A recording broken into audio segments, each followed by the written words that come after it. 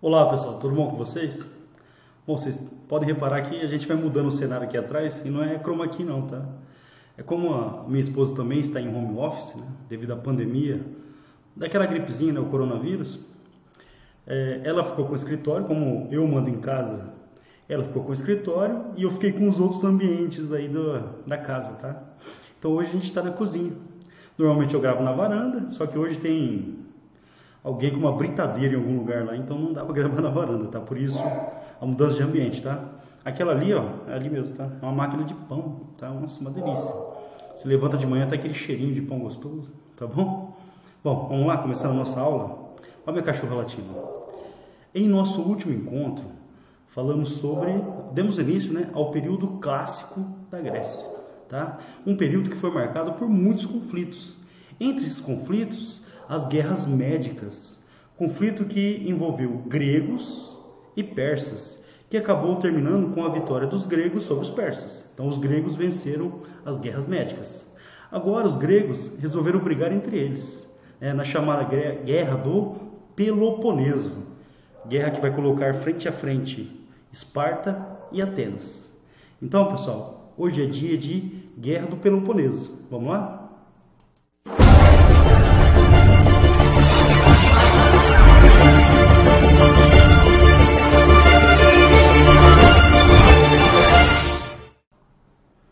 Bom, pessoal, o século de ouro, o século de Péricles, o período clássico, um período marcado pela hegemonia cultural e também política da cidade de Atenas, tá? Ele é conhecido também como o século de Péricles. A quem era Péricles, afinal?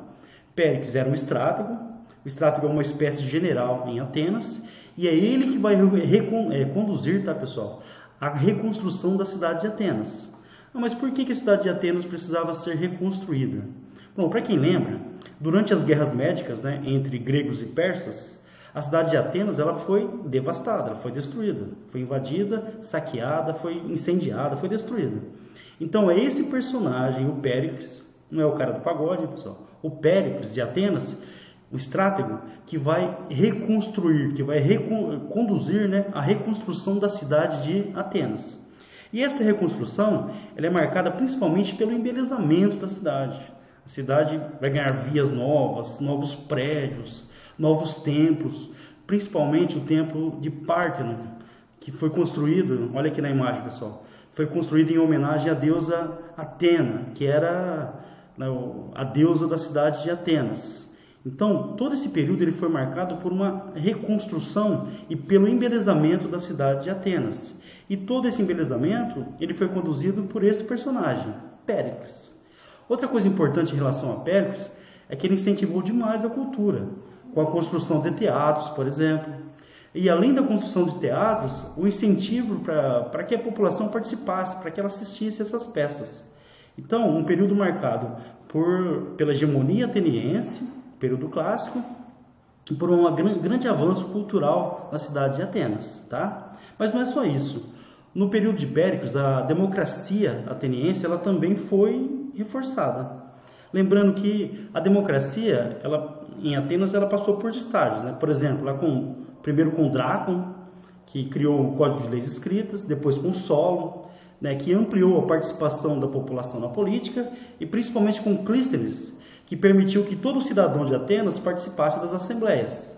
Aí tem que lembrar aqui, quem era cidadão ateniense? Para tudo, pensando em vestibular. Cai demais.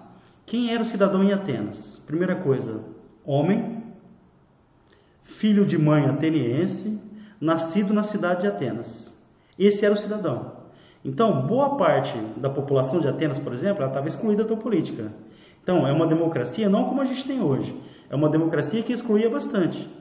Por exemplo, na democracia ateniense você tinha escravos. A maioria da população era formada por escravos. Então, quem era cidadão em Atenas? Homem, filho de mãe ateniense, nascido na cidade. Por exemplo, estrangeiro não era cidadão. As mulheres também não participavam da política, ok? Então, guarde bem essa informação, tá? Na democracia ateniense, afinal, quem era o cidadão? Mas qual foi a mudança que Péricles implantou? Ele vai criar esse mecanismo aqui, está no texto para vocês, que é a mistoforia. O que é a mistoforia? Para tudo, atenção, anotem. Mistofaria foi um mecanismo criado para permitir que todo cidadão ateniense participasse da política. Mas o que ela trouxe de novo? Ela criou o que? Um salário. Um salário para que o cidadão participasse da Assembleia. Mas qual que era o objetivo? Um cidadão pobre, por exemplo, ele tem a sua terrinha. Se ele não trabalhasse na sua terrinha, ele ia morrer de fome. Então, como que ele poderia abandonar a sua produção no seu pequeno lote, né, com poucos escravos ou sem escravos, para se dedicar à política? Então, esse mecanismo da mistoforia, ele vai criar um salário para permitir que membros pobres da população ou cidadãos mais pobres também pudessem participar da política. Ou seja, a gente pode considerar que isso sim é um avanço da democracia, permitindo que cidadãos pobres, que não tinham condições de abandonar sua produção nas terras, eles pudessem dedicar à política recebendo o salário do Estado. Tudo bem? Bom, mas de onde vem esse dinheiro? O que vai financiar essa reconstrução? É aqui que vem um ponto-chave. Depois das guerras médicas, Atenas vai tentar buscar uma hegemonia política e econômica ali na região do Mar Egeu. Por isso, atenção, ponto de atenção. Atenas vai conduzir a formação da Confederação de Delos ou Liga de Delos. Atenção, Atenas vai conduzir a formação da Confederação de Delos ou Liga de Delos. Afinal, o que é isso? Várias cidades gregas, se uniram politicamente, economicamente, para formar uma espécie de aliança militar e econômica. Se caso houvesse uma nova invasão como a Pérsia, por exemplo, eles estivessem preparados para se defenderem. E como que vai funcionar essa Confederação de Delos? Por exemplo, primeiro nome, a sede da Liga ou da Confederação seria uma ilha chamada Ilha de Delos, por isso o nome, né, pessoal? Bom, a todas as cidades, elas contribuiriam anualmente com uma certa quantia, ou em dinheiro, em mercadorias ou em armas. Então, todas as cidades que faziam parte da Confederação ou da Liga de Delos deveriam contribuir anualmente. Quem ia administrar toda essa riqueza? Adivinha, pessoal, vamos lá. Quem ia administrar toda essa riqueza? Atenas. Isso vai dar muito poder a Atenas, porque ela vai concentrar toda essa riqueza, que inicialmente ficaria na ilha de Delos, mas logo Atenas vai transferir para onde? Lá para o Pártano, na cidade de Atenas mesmo. Então, resumindo, terminam as guerras médicas, vitória dos gregos. Atenas busca uma hegemonia política e econômica na região. Por isso, Atenas vai criar o que ficou conhecido como Liga de Delos, uma união de cidades, uma união econômica e militar. Qual o objetivo? Se houvesse uma ameaça externa, eles estariam preparados para se defender, teriam recursos para isso. Toda cidade que fazia parte da Liga de Delos deveria contribuir anualmente, dinheiro, armas, e Atenas ia administrar toda essa riqueza. Atenas vai ficar poderosa? Com certeza. Então isso vai aumentar a sua hegemonia. E Esparta? Será que Esparta está gostando disso? Com certeza não. Esparta vai fazer uma coisa parecida.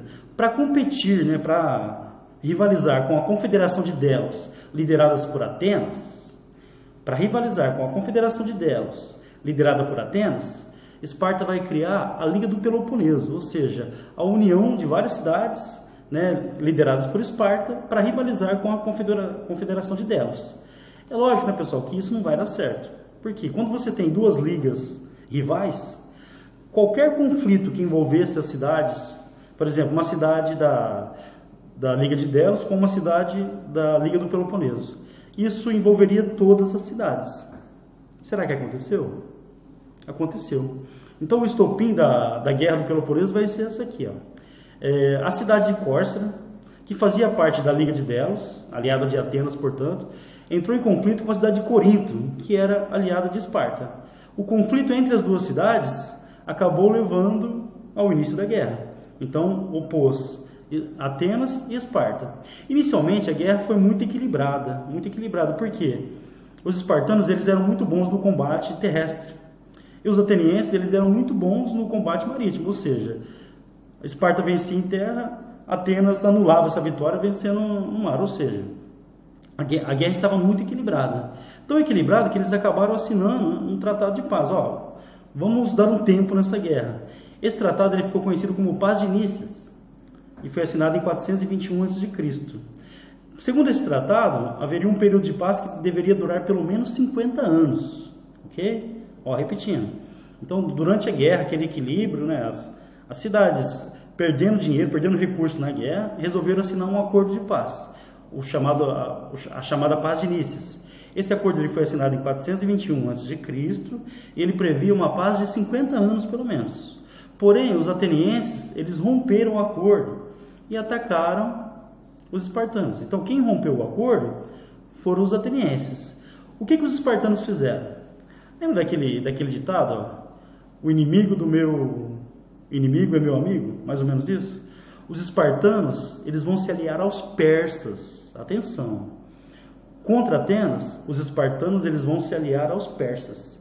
Essa aliança com os persas vai dar muita vantagem a Esparta e levou à derrota de Atenas, tá, pessoal? Então, depois de muitas batalhas, Atenas foi derrotada. Como punição, né, Atenas teve que entregar sua frota naval. A derrota de Atenas acabou levando a um período que ficou conhecido como hegemonia espartana, ou seja, a fase em que Esparta assume a hegemonia na região. Lembrando que antes era Atenas, nessa fase agora é Esparta que vai assumir a hegemonia da região.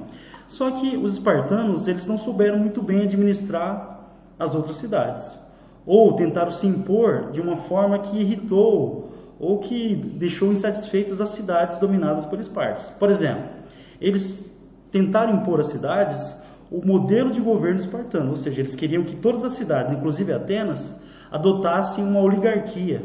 Lembrando que em Esparta era só um pequeno grupo, uma pequena elite que governava a cidade. E eles queriam fazer isso também, impuseram isso para Atenas. Atenas, inclusive, foi governada por espartanos durante um período. Isso desagradou muitas cidades que acabaram se voltando contra Esparta. Outra coisa que desagradou muito, lembra que Esparta fez um acordo com os persas, né, para lutar contra Atenas? Dentro desse acordo, Esparta cedeu algumas colônias, algumas cidades-estados gregas que ficavam ali na Ásia Menor. Isso também irritou demais os gregos em relação a Esparta. Essa irritação acabou levando à hegemonia de Tebas, ou seja, Tebas assume a hegemonia na região. Mas o grande ponto é esse, ó. Essas brigas entre as cidades-estados gregas vão acabar sendo o quê? Um tiro no pé. Por quê? As lutas internas, as lutas intestinas, como a gente diz, né, dentro da Grécia, acabaram enfraquecendo as cidades-estados gregas, Atenas, Espartas. É aí que vai aparecer, vamos olhar aqui no mapinha, pessoal, uma outra cidade-estado que começa a ganhar importância. Está aqui mais ao norte, ó. A Macedônia, o império, né, que vai começar a se expandir nesse período e vai ser liderado, né, principalmente por Alexandre o Grande. Então, esses conflitos internos acabaram levando à desestruturação da Grécia e, por consequência, o seu domínio pela Macedônia. Ok? Então, o final desse processo, né, o período clássico, período de auge cultural, de auge de Atenas, depois de Esparta, depois de Tebas, mas os conflitos internos acabaram enfraquecendo a Grécia, que acabou sendo dominada pelos macedônicos. Certo, pessoal? Bom, terminamos aqui a nossa fase, né, para política, principalmente, né, sobre a história da Grécia Antiga. Tudo bem?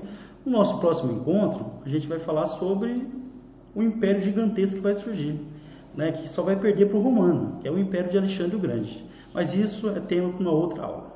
Pessoal, não esqueçam, qualquer dúvida, mensagem aqui no vídeo, ou na página do Facebook do professor Fabião, que está aqui no canto, ou na conta do professor Fabião no Instagram, ou pelo Twitter também, @professorfabiofaizan. Tudo bem? Qualquer dúvida é só mandar aqui que a gente responde.